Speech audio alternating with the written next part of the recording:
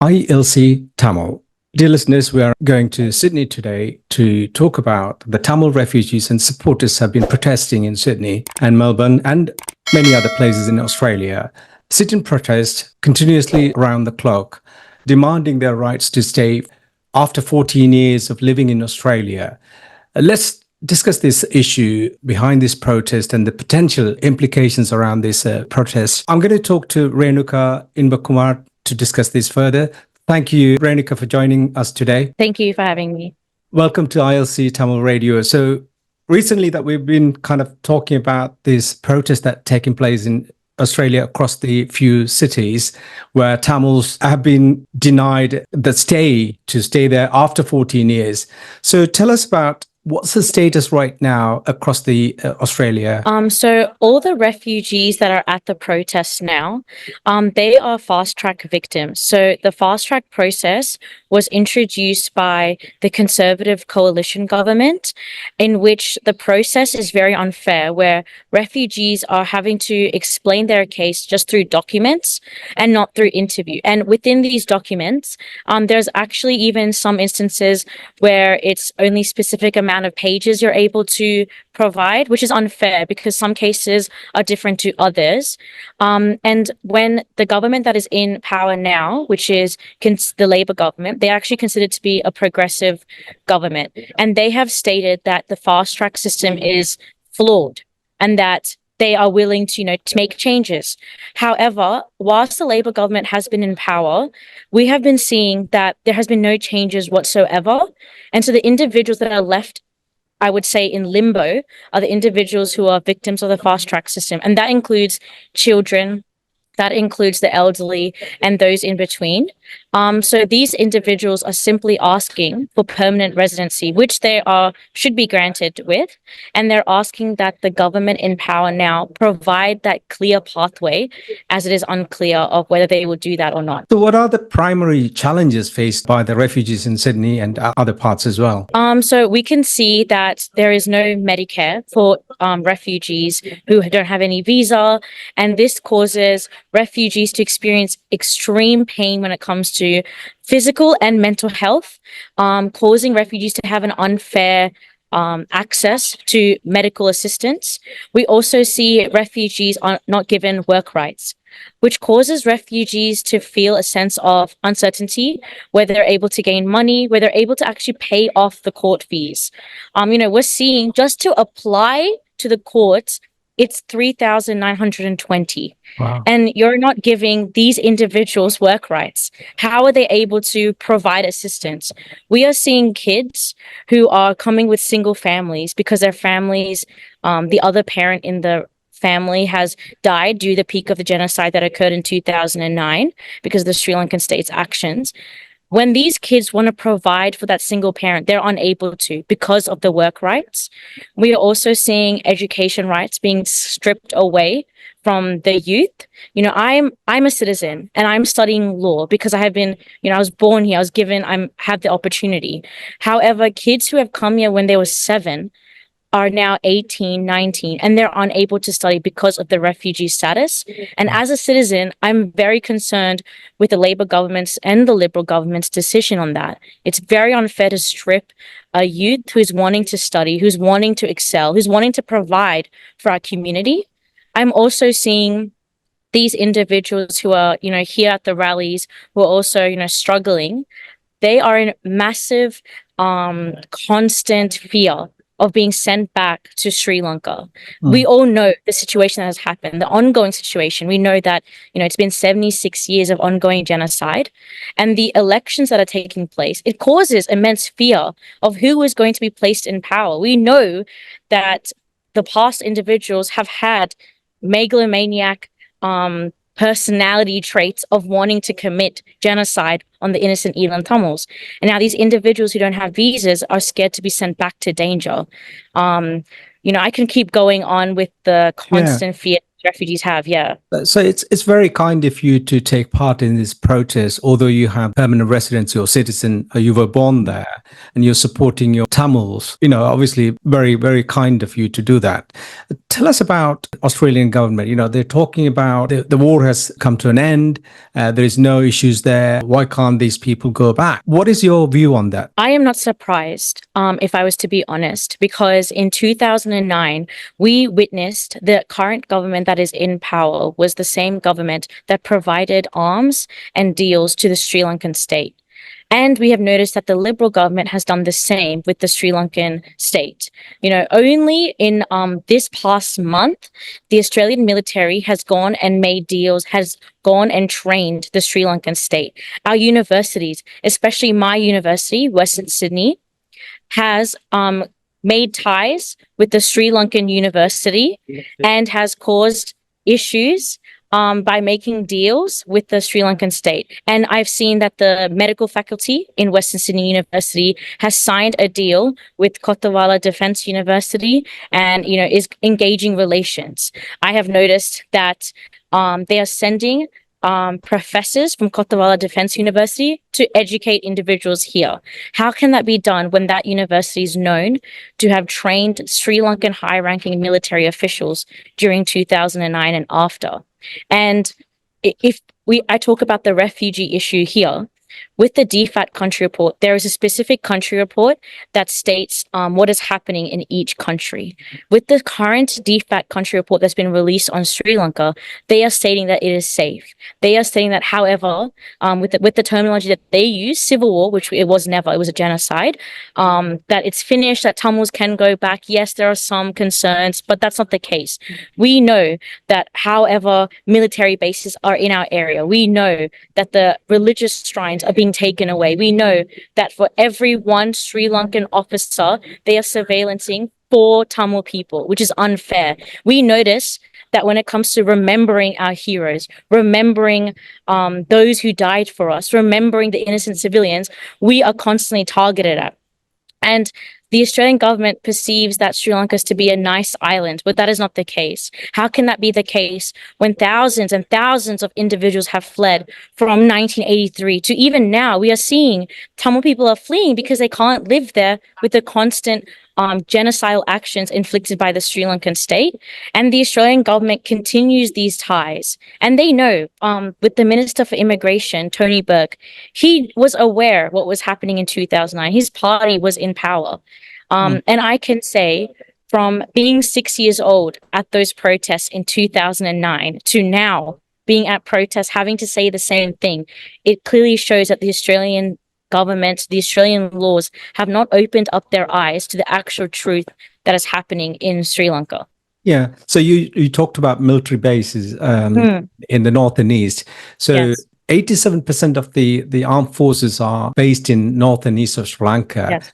And not only that, their budget, the top allocation from the budget is towards the military. And here they talk about they have actually ended the war and the country is clean. And why would they want to have 87% of military in north and east of Sri Lanka? This is the biggest question that a lot of people asked. And I believe the IMF, during the discussions, they talked about this, but I don't think they are actually taking any kind of a stance on that to force them to, reduce the forces away from that part of the Tamils area.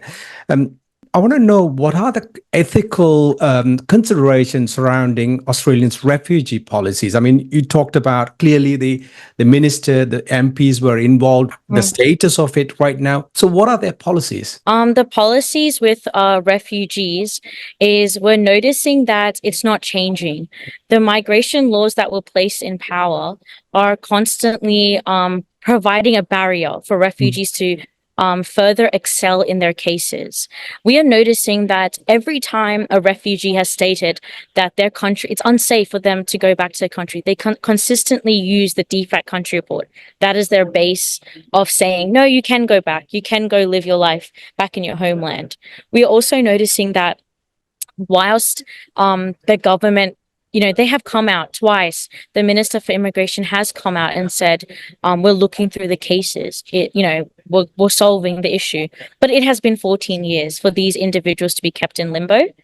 And we're also noticing that these are the refugees that have been released, have been kept outside. But we cannot forget the refugees that are in detention. Right now, there are so many cases where a family member is given permanent residency and the family is kept in detention still for 5.5 years. We have Tamil cases like that, which is absolutely astonishing with the indefinite detention that's been happening in Australia. And we know that Australia has been signatory to the United Nations when it comes to refugee policies.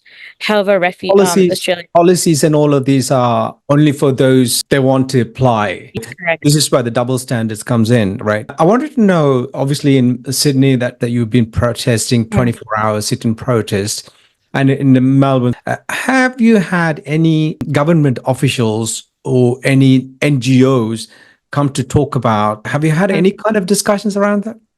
We've had we've had some meetings with the Minister for Immigration, Tony Burke himself. We've gone inside his office and we've taken delegates to go and speak about the cases that have been occurring. However, it's just the same thing where it's saying, we'll hear your cases, we'll try and solve the issue. We've also had some NGOs who've come and supported us, who've stood by us, but there has been no clear-cut response from the ministers. It's just been the same we're going through the cases, we're trying to solve it. Just the same response that we've been receiving. Just delaying tactics. Which is delaying tactics. And I must say, as a Western democratic country, it's very concerning that they believe that they're following, the doctrine of human rights. However, they're not fulfilling the obligations that they are saying that they are, which is, Have you had any Australian media covering your protest? We've had some Australian media. We've had SBS, ABC, The Guardian. We've had a few Australian media cover our protest, which is really good. And we would like to thank you as well for covering this from international perspective as well. It's very great to have it international. But I think it's important how the Australian media's perspective, as well as the people. Yes. What are the reaction from the Australian people? The Australian media has come and supported us and made sure that they've included our stories. We have had yesterday a ABC News article actually report on the neo-Nazi attacks that have been occurring in Melbourne, and they have covered the attacks that they have been receiving. In Australia, with the SBS articles, we've been receiving coverage on the protests that we had and a couple of weeks ago. We also had coverage on the stories, so particularly the youth they have been focusing on, and the response that we've been getting from the Australian people is positive. When they look at that, they have never realized that this is what's happening in their home country. However, we do receive hateful comments on media, on personal posts on TikTok saying, go back, don't come back here, why are you in this country, stuff like that. Really? Which is so we have had some attacks placed on social media telling us to go back to where you came from, saying that we're not welcome. However, there have been a huge amount of support when it comes to our action of what we're doing now. So tell me about the people who are affected by this new regulation. As you say at the beginning, where they live in Australia for 14 years. How many children, how young they are, and how they are affected? There have been kids who arrived here when they were 7. There have been people who were separated from their loved ones. So even now today, I had come to this encampment after university, and an individual had told me that his daughter is in India receiving cancer treatment and she only has 2 weeks to live. And he has never seen his daughter. He had to leave in 2009 to come here and has never seen his daughter, how she looks like in person, and she only has 2 weeks to live. So this is the kind of stories that we're having. We're also experiencing fathers who have never seen their kids. We're seeing mothers who are stripped away. We're seeing families torn apart. We're especially seeing kids my age. We already have intergenerational trauma because of what we have been facing in our own homeland. But now we have added trauma of these kids unable to excel in life, unable to endure happiness. They're constantly in uncertainty. Whilst my life is set out in the future, these kids don't have anything in the future because of these migration laws. I gather that there's an issue for these refugees where they don't have access to medical care. As you know, mental health issue is a massive issue across the globe, right? And especially if those who have not knowing what future holds next will have a massive impact on their mental health. So how are they coping? Yeah, so they have been this is the only way that they're able to express how they're feeling, by coming to these encampments and talking with each other.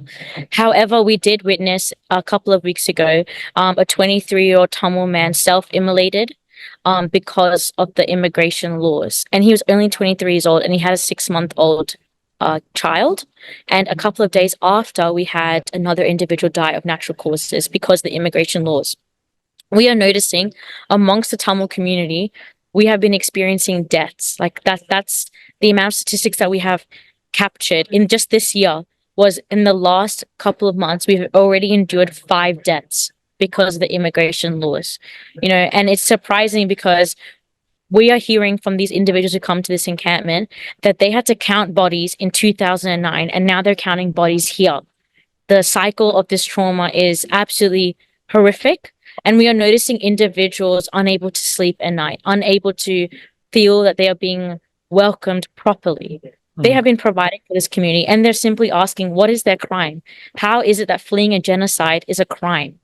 So our Tamil people were eyewitnesses of genocide and now are coming here without being accepted. Is very traumatic for these individuals to experience. So they don't have access to the medical care. They don't have the rights to go to university. They don't have the rights to work. So how are they managing? They're definitely having to, rely on charities, rely on the community citizens to provide them assistance. It's very difficult for them to, like we are seeing individuals who are unable to pay off the court fees.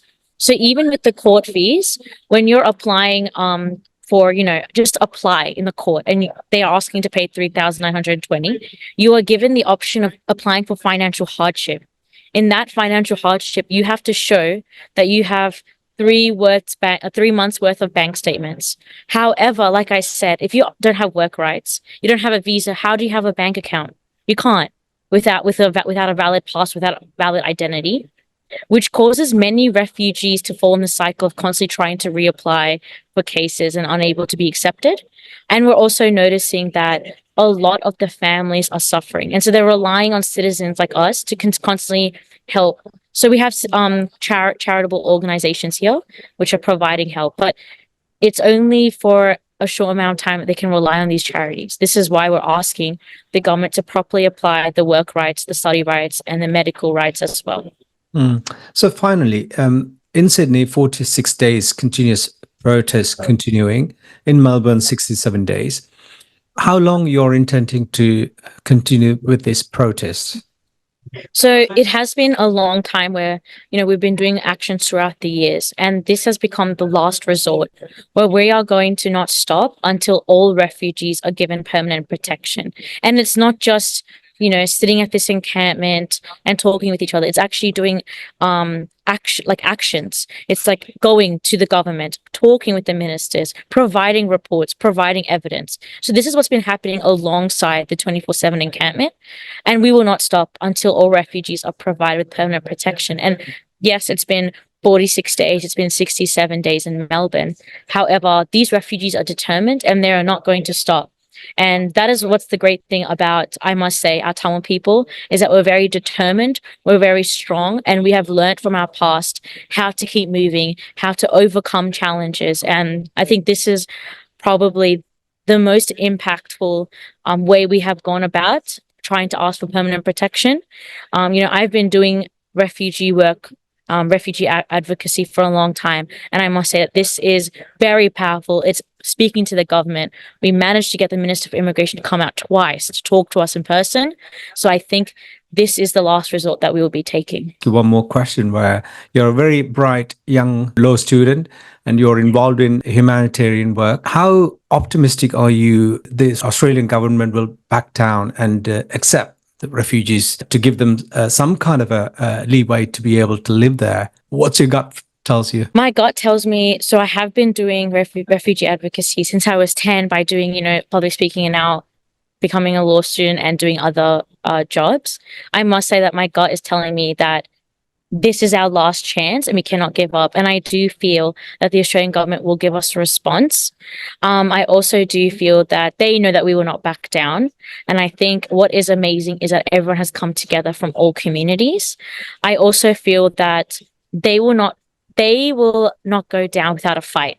So it is going to be a long and harsh debate that we'll be having going back and forth. Do you think that the people are ready for that long battle? I think our people are ready. And I think our people from the very beginning have been ready when we planned this action. And I think our people are just getting more determined as the days go by. And they are counting on each other, which is fantastic. And I also think they are knowing that with the history that we've gone through, that we know how to debate and we know how to have this long, harsh fight, and we will continue. Thank you, Renuka. Thank you for taking the time to talk to me about the struggle the Tamils are facing in Australia across multiple cities, especially in Melbourne and Sydney. There's been a 24-hour sit-in protest. I hope that there's some kind of a resolution. Obviously, the Tamils are known for hard working, contributing to the country's economy and everything else. So hopefully, there will be some kind of a change in heart from the Australian government point of view, and I hope that these people will have a peaceful life there. And I really, really appreciate for your effort that you put in. I mean, as you said, from 10 years onwards, you've been tirelessly working on this. Fantastic, and congratulations to you. And I hope that your hard work pays off as well. Thank you very much. We'll catch up another time, okay? Yeah. Take care.